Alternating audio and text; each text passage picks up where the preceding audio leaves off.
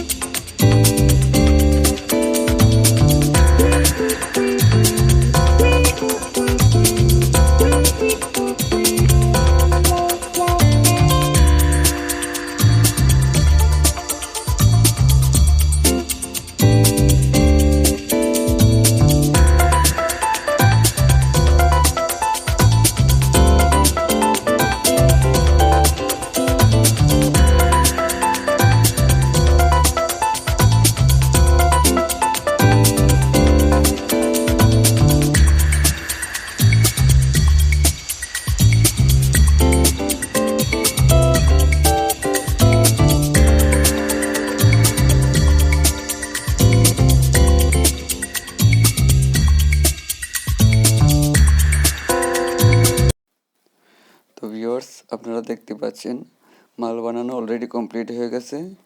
ভিডিওটা ভালো লাগলে অবশ্যই লাইক, কমেন্ট ও শেয়ার করতে ভুলবেন না।